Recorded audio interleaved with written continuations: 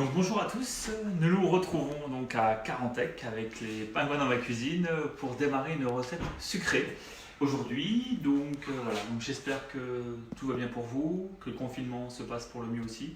En tout cas nous on a de la chance parce qu'à Carantec aujourd'hui il fait très très beau et ils annoncent vraiment beau temps jusqu'à la fin de la semaine. Donc voilà, donc en tout cas pour garder ces côtés un peu soleil, on va aller vers la gourmandise et vers le sucré et j'aimerais vous faire donc petit pas perdu aujourd'hui, donc c'est une recette que je fais souvent à ma femme, donc du coup c'est assez classique, très simple, toujours avec ce qu'on a chez soi, on ne bouge pas de chez soi, c'est très important, parce que plus on restera chez soi, plus vite le confinement passera. Donc voilà, en tout cas aujourd'hui donc on fait une brioche façon pain perdu, donc là brioche tranchée, classique, que vous avez chez vous. Avec ça, on va avoir besoin d'un mélange, donc on va recommencer par ici, avec du lait, des œufs, du sucre. Là, j'ai un peu de poudre de vanille, donc c'est de la vanille que j'avais fait sécher et que j'ai mixé. Mais après, vous pouvez prendre une gousse de vanille, vous pouvez prendre vraiment ce que vous voulez pour amener. Ici, on va faire donc un coulis caramel avec caramel à sec. Donc, je vais vous expliquer comment on le fait. Avec des cuits à la crème et forcément au beurre parce qu'on est en Bretagne. Toujours de la fleur de sel en pâtisserie. J'aime bien ce côté un petit peu fleur de sel parce que je suis cuisinier aussi. Donc j'aime cette fleur de sel un peu partout. Et donc j'en mets beaucoup dans ma pâtisserie. Donc ça dépend si on utilise. Il y en a beaucoup qui vont utiliser un Bordeaux. Moi je vais utiliser un beurre demi-sel, mais je vais quand même mettre un petit peu de fleur de sel. Mais en l'occurrence, si vous mettez du beurre doux, vous pouvez aisément mettre la fleur de sel. Et on va faire quelques noisettes caramélisées. Et donc là, vous avez ici, j'ai torréfié les noisettes. Donc là, pour la torréfier, donc je rappelle entre la noisette normale et la torréfiée. Je ne sais pas si vous voyez vraiment la différence de couleur. Donc là, on est sur une noisette qui a passé 15 minutes à 160 degrés. Voilà, 160 degrés. On va dire un thermostat 5 chez vous. Vous la laissez 15-20 minutes. Ça dépend un peu de votre... Voilà. Et donc à la fin, donc on a fait voyez, un genre de caramel comme les chouchous, les pralines. Voilà, enrobé pour aller en décoration. Donc voilà, donc on va commencer la recette. J'espère que tout le monde nous a rejoint. Donc on va commencer par la noisette caramélisée. On va démarrer un petit sirop. Donc là, on prend toujours la moitié du fruit sec. Donc là, aujourd'hui, je mets la noisette, mais on pourrait très bien mettre de la pistache, on pourrait très bien mettre des noix de cajou, on pourrait très bien mettre des sarments de noix, on pourrait mettre des noix de pécan. C'est vraiment ce que vous avez dans votre placard, je répète. Donc là, on va faire un sirop petit boulet. Donc là, j'ai mis une petite pointe d'eau. C'est vraiment pour avoir le sirop qui démarre. Donc là, hop, tac. Donc là, on est sur un action moyen. Et donc là, on va lancer un petit sirop. Donc normalement, c'est un sucre à 121, on cuit. Mais on n'a peut-être pas de thermomètre à la maison. Donc dès l'instant que la bulle est assez grosse, on ajoutera nos noisettes qui ont été torréfiées, refroidies. Donc voilà. En parallèle, donc on va démarrer notre recette aussi. Et j'avais oublié l'huile de noisette qu'on a un petit peu, c'est pour terminer. Si on a l'huile de tournesol, ça fera très bien l'affaire aussi. Hop. Donc en parallèle, on va démarrer le caramel. Donc le caramel, là j'aime bien cuisiner avec les cocottes en fonte, moi plus souvent, parce que ça apporte une inertie, ça garde une chaleur. Donc du coup voilà. Donc là, pareil. Donc toute la recette, je répète, sera mise juste après le live, en commentaire, en légende de cette vidéo. N'oubliez pas, on a créé une chaîne YouTube où vous pouvez retrouver toutes nos vidéos faites depuis le début du confinement, parce que beaucoup nous ont demandé des recettes du début. Donc elle sera aussi également en lien sur cette vidéo là, vous aurez juste à cliquer et vous arriverez directement sur notre chaîne YouTube. Donc voilà, alors. Petit rappel de la recette. Donc là on est sur une brioche façon pain perdu, caramel beurre salé en coulis avec une craquelin de noisettes. Voilà. Alors je mets beaucoup de noisettes partout parce que j'ai que ça dans mon placard. Donc au final j'aurais voulu mettre d'autres fruits secs mais j'ai que de la noisette dans mon placard. Donc vous mangez un peu des noisettes un peu à tous les sens. Tout au fil de mes recettes, donc c'est ce qu'on a, je réutilise bien, c'est ce qu'on dit et ce qu'on met.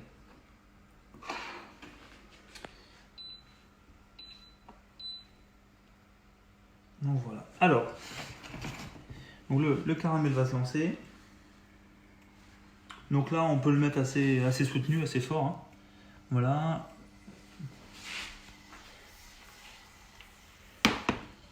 Vous voyez, les petites bulles commencent à se former ici, un peu plus loin.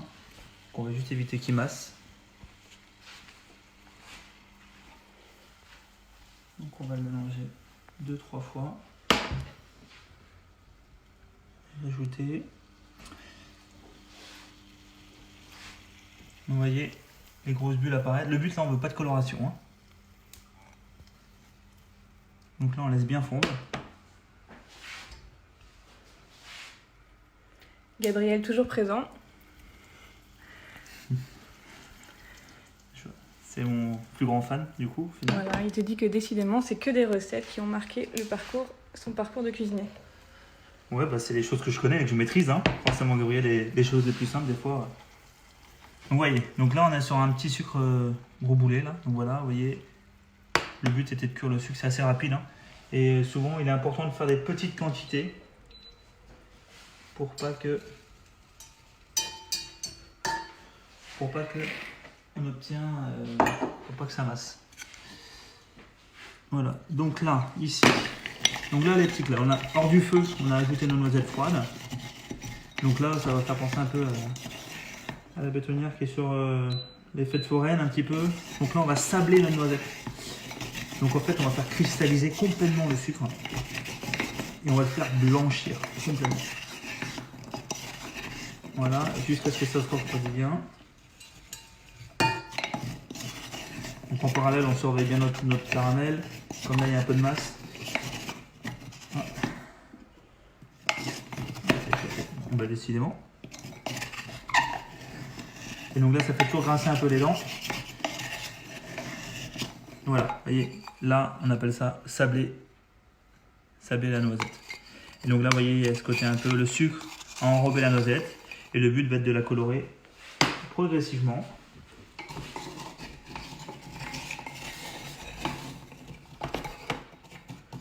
Donc là, on va redémarrer tout doucement. Donc là, on va mettre l'induction sur 5. Donc mon induction, hein, pour info, va de 9. Va de 0 à 9. Donc là, il y a des pâtissiers qui me diraient faut pas faire ça, il va masser. Voilà. On est à la maison, il faut pas se prendre la tête. Le but c'est de faire un coulis caramel, c'est le résultat qui compte.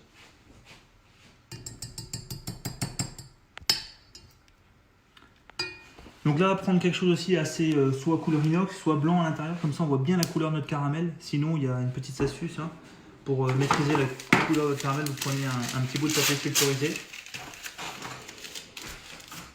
pour voir s'il est bien. Vous le trempez et vous regardez, la couleur du caramel elle apparaît directement. Vraiment comme ça, vous avez quelque chose qui apparaît en direct. Donc là, ça a bien refroidi. Mes noisettes sont bien enrobées. Voilà. Et là, on va remettre en température. Le caramel, bien. On le met un peu en dehors du feu pour qu'il continue à fondre pour maîtriser la cuisson. L'avantage de la cocotte, c'est qu'on a une inertie totale. Donc ça permet de garder la chaleur en fait. Et ça va nous faire gagner du temps.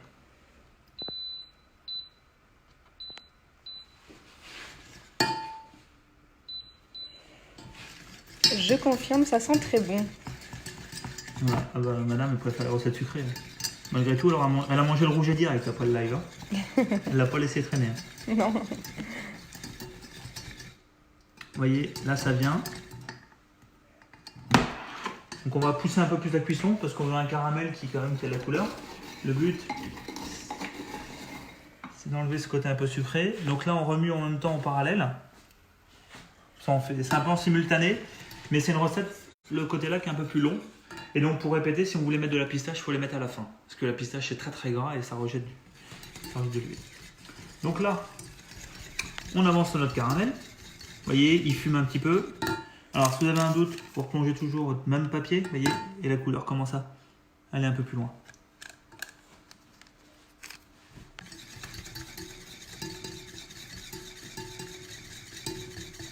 Voilà. Ici, le sucre va commencer à refondre un peu légèrement. Et là, on va remuer au fur et à mesure et ramener la...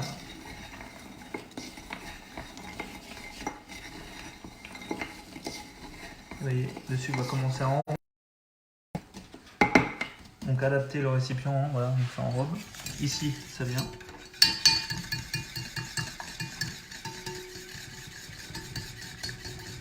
Donc là, ça fume assez fortement, forcément, parce que le caramel est cuit. Et vous voyez, là, on a une couleur qui est assez intéressante. C'est ce qu'on cherche. Côté un peu caramélisé. Alors, normalement, moi je fais une recette à l'hôtel avec du lait concentré et de la gélatine, ce qui permet d'avoir un coulis qui se tient, qui se conserve un peu plus. En l'occurrence, là, je vous ai fait vraiment sucre, crème, beurre. Comme ça, on a quelque chose de beaucoup plus simple. Rappel de la recette, chef? Donc là, on est sur à peu près 100 g de sucre. Ah non, oui, pardon, pain perdu. De toute façon, brioche. Je pense que c'était ça la question. Voilà, tout à fait. Avec un caramel beurre salé, accompagné d'une noisette caramélisée. Donc là, cette action, là, on va décuire le caramel à la crème. Crème froide. Donc cette assiette, ne mettez pas la tête au-dessus parce qu'il y a une vapeur très très chaude qui va en sortir. Parce que le caramel est très très chaud. Là, on est à plus de presque 200 degrés. Et donc là, ça va, vous voyez, on va le décuire. Et là, même si on laisse la main, ça brûle même. Vous voyez la vapeur qui sort. Ne laissez pas le visage au-dessus. Vous pouvez vous brûler. Et donc là, on décuit notre caramel. Et on laisse revenir. Voilà. On y va tranquillement. On le descend en température.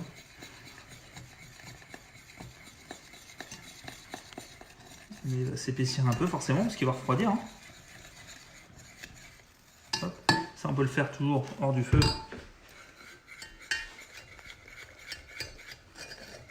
Vous voyez, la couleur est intéressante. On va laisser un peu cuire plus parce qu'on va ajouter de la crème, du beurre, tout ça, donc il va blanchir.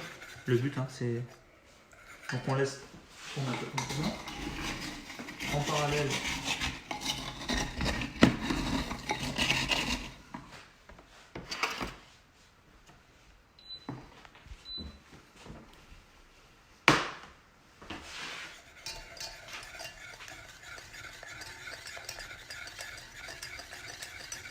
voilà.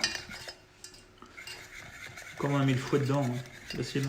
Pour nettoyer les ustensiles après le caramel, vous mettez tout à bouillir avec de l'eau bien chaude. Ça part tout seul, pas d'effort, sinon ça va être difficile un peu. Donc là on le descend bien en température, au maximum, jusqu'à ce que ce soit supportable, à peu près une quarantaine, cinquantaine de degrés, car on va incorporer le beurre. Le but, à un moment où on met le beurre, c'est de pas faire trancher le beurre, c'est qu'il reste dedans. Donc là, j'incorpore de l'air pour le refroidir.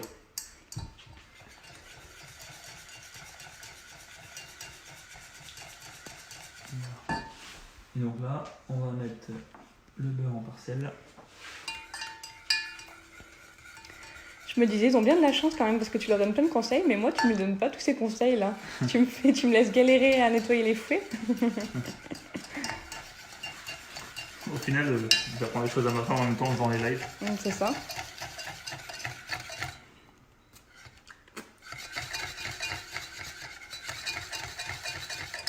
Et voilà. La petite pointe de fleur de sel en plus. On est breton. Le beurre salé. Voilà. Un petit coulis caramel. Alors, c'est vrai qu'il peut être utilisé pour cette recette, mais on peut l'utiliser aussi pour... on peut aussi l'utiliser pour des crêpes, des gaufres, ce que vous voulez. Il n'y a pas de... C'est pas spécifique à cette recette. Là, c'est plein de petites choses qui sont faites qui vous permettent de...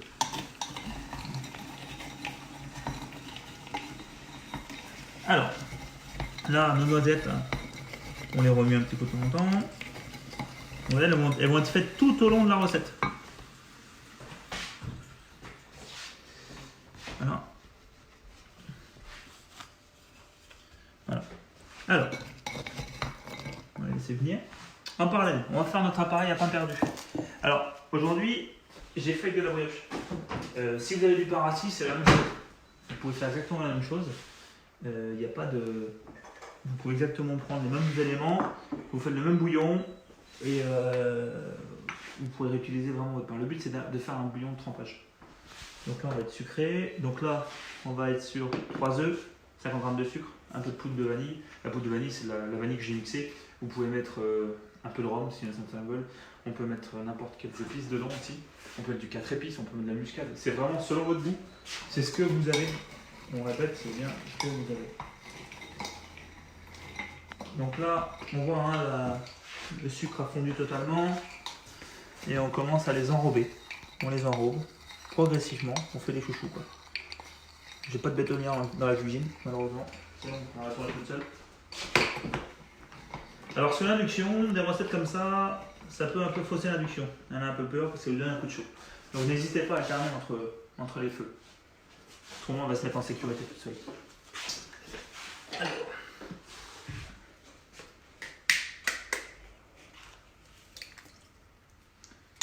Toujours, moi, pour la pâtisserie, j'utilise mes œufs tempérés.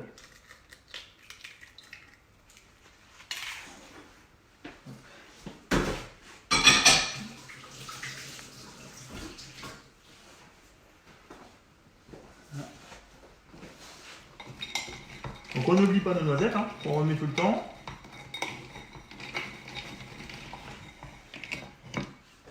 Voilà. Donc à ça.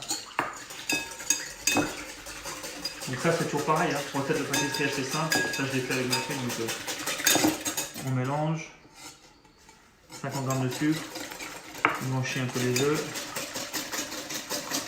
La vanille vous pouvez la mettre très bien liquide, hein, il n'y a pas de problème.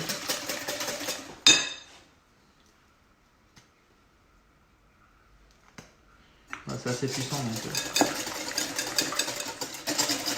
On pourrait très bien mettre un sachet de sucre vanillé. Voilà. Un œuf, un truc de sucre vanillé, ça peut aller aussi. En gros, le but, il ne faut pas que ce soit trop sucré non plus.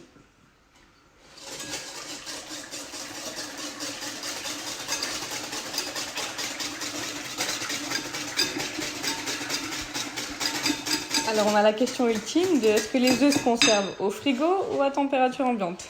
Comme dirait ma femme, tu les as pris dans quel rayon? Est-ce qu'ils ont été pris dans le rayon frais ou est-ce qu'ils ont été pris dans le rayon chaud? Voilà, c'est-à-dire est-ce que ça a été pris à l'épicerie ou est-ce que ça a été pris au rayon froid à côté des yaourts? Dans le cas où si les œufs ont été au frigo, on les remet au frigo. Si les œufs ont été à température ambiante, on peut les laisser à température ambiante. Voilà. Y a pas de, voilà. C'est comme le lait. Le lait UHT peut être gardé dehors s'il n'a pas vu le frigo. À partir du moment où il a vu le frigo, on évite de rompre la chaîne du froid. J'espère avoir bien répondu à la question.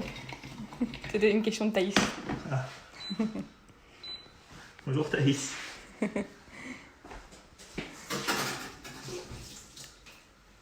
Je suis en train de chercher une recette de gaufrettes. Ça, c'est pour Thaïs. Voilà. Alors, pour le pain perdu. Ou la brioche, du moins. Voilà. Alors. On va mettre un peu notre bouillon, on peut l'utiliser direct. Hein. Quelle est la quantité de lait et du sucre? Là, on est sur 500 g de lait pour 50 g de sucre. 10% de sucre. Donc là, on va mettre notre brioche à tremper. Ah. Soit la brioche vous l'achetez, soit vous la faites, soit vous la prenez chez le boulanger. Il y a plusieurs manières, comme bon vous semble. Là, c'est une brioche de boulanger. Donc voilà. Donc là, on va imbiber, on va laisser s'imbiber le pain. Le temps qu'on finisse nos noisettes. Quentin Beuglin demande la recette. La recette, elle arrivera juste après. Je vous fais juste la recette après. Elle sera affichée. L'intitulé peut-être qui vous... L'intitulé, donc c'est un pain perdu, brioche pain perdu avec noisettes caramélisées et caramel d'orsay. Donc voilà, donc notre brioche est en train d'imbiber. Donc là, on pourra la laisser ici. Voilà. Le caramel, vous voyez, il a refroidi. En parallèle, on va préparer. Donc là, j'ai pas de marbre, donc on fait avec ce qu'on a. Hein. Donc, du coup, là, j'ai pris un moule Pyrex en verre. Le but va être de l'huiler. Là, je l'huile à l'huile de noisette pour avoir quelque chose de cohérent. Voilà, pour pas que ça accroche, ça va être pour la suite ici. Et vous voyez, les noisettes commencent à venir, ça commence à chauffer. Pas décidément.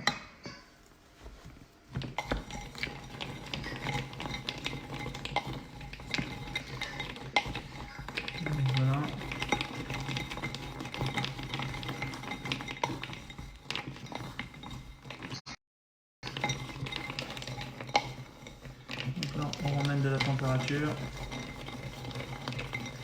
Et là, il faut remuer jusqu'à ce que ça enrobe. Et donc là, le sucre va fondre au total. Il n'y a pas vraiment de sens, hein. Le but est vraiment d'incorporer que le sucre soit pas massé, qu'on ait un beau brillant.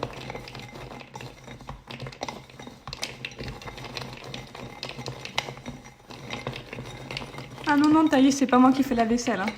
C'est le chef. Hein. Donc voilà.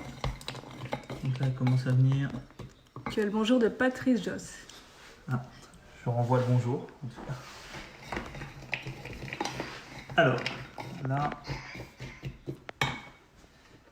Hop.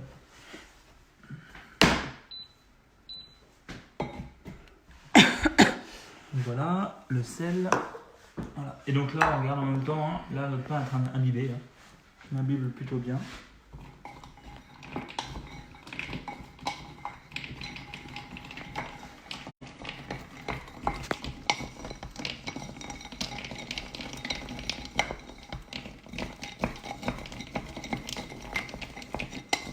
Vous voyez, ça commence à venir. Le sucre fond. Donc là, il y a une petite fumée, hein, c'est normal, hein, c'est le caramel qui cuit, comme tout à l'heure. Et là, on avait bien enrobé les fruits, donc, les fruits secs. Hein. Voilà. Donc là, à nous de juger, d'arrêter la cuisson comme on veut aussi. On peut les laisser plus pâles, on pourrait très bien les arrêter là. Là, on a quelque chose, on a une inertie qui est totale. Donc là, on va les tirer un peu plus loin. Moi, j'aime bien quand c'est caramélisé. Et vous voyez, ça vient. Anita demande si on peut utiliser du pain de mie également. Oui, bien sûr. Tout type de pain. Voilà. Donc là. Donc le but, j'ai pris un moule Pyrex pour les démouler. C'est pour pas les mettre sur une planche, pour pas brûler la planche. Alors là, c'est très chaud. Donc on les met bien à plat pour couper la cuisson. Donc là, normalement, au travail, je les mets sur un marbre. J'ai pas de marbre ici, donc je fais avec ce que j'ai. On peut prendre un moule à tarte, voilà. Et on n'oublie pas, moi j'aime toujours un peu ce côté fleur de sel.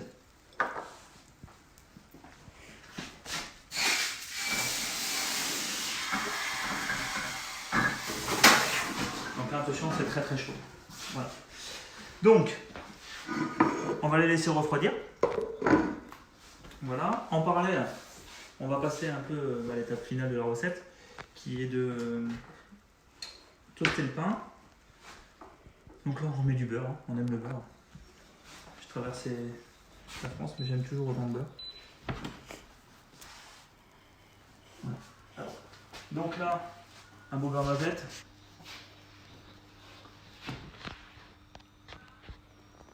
Le but n'est pas de remettre du sucre, parce que dans la recette, là, on a quand même pas mal de sucre. Donc le but n'est pas de reprendre du sucre, encore du sucre.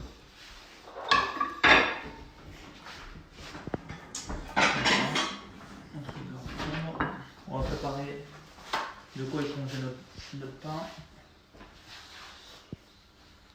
Et Gabriel, c'est vrai, il en a fait quand même beaucoup. Entre les financiers et le pain perdu, ça il a maîtrisé.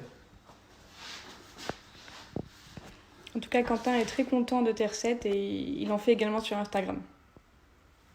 Quentin Beuglin. D'accord. Thaïs demande si les noisettes sont enrobées comme pour faire le praliné. Oui, c'est pareil. C'est le même principe. Vous voyez, et quand c'est froid comme ça, après, c'est petits cristaux de sel qui apparaissent. Voilà. Et donc là, elles sont enrobées assez intéressant. Et surtout, c'est important, c'est de cuire ton fruit sec avant. Vous voyez, la noisette, elle est torréfiée avant. Donc là, c'est là que c'est intéressant. Alors, Nadine demande si la brioche doit être rassis ou fraîche. un peu de fraîche. Mais surtout, le but là, c'est dans l'optique de ne pas perdre de produits. Et quand on fait la brioche, on aime bien la manger moelleuse. Donc là, c'est quand on arrive à l'étape où elle est vraiment rassie. Donc on peut la manger également rassis. Voilà, on peut la manger également. Les deux. Rassie. Parce que dans tous les cas, elle va être imbibée. Donc là, on va attendre que le beurre mousse bien. Petit rappel de la recette pour Quentin qui vient de nous rejoindre. Quentin Rod. Alors, donc du coup, c'est un pain perdu façon... brioche façon pain perdu, parce que j'ai répété 5 fois la recette. Donc du coup, voilà, on va être... hop. C'est bon, on l'a perdu. Attends, l'induction. Je vois l'induction aussi.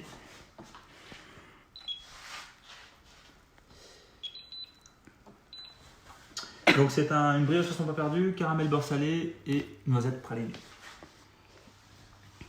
Pareil, hein, les noisettes on peut les acheter faites. Hein. On n'est pas obligé de les faire. Hein. Là c'était l'astuce pour les faire. Donc là on attend que le beurre soit bien.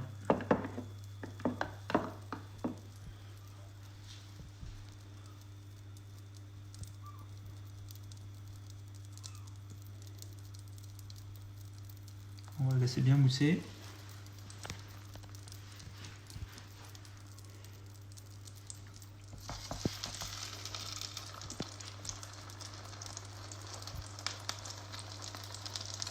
Et le but là maintenant, hein, ça va être de colorer.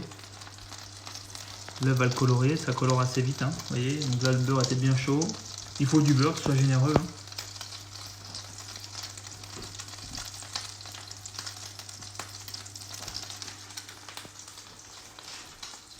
Alors si vous avez un petit couvercle anti-éclaboussure, n'hésitez pas à le mettre parce que ça crépite quand même assez bien.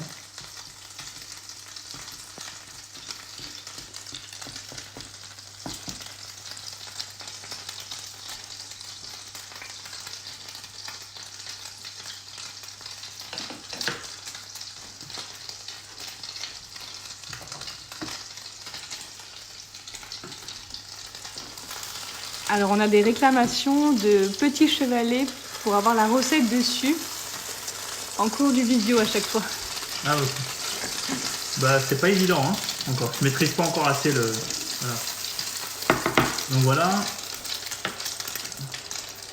Une fois coloré comme ça, on peut le laisser établir comme ça et en parallèle on va préparer notre craquelin de noisettes pour la déco.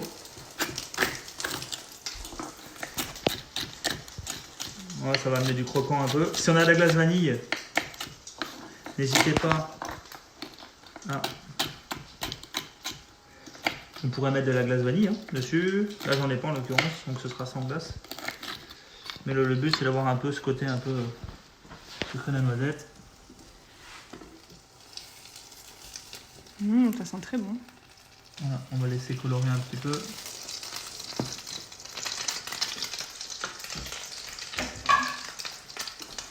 Voilà.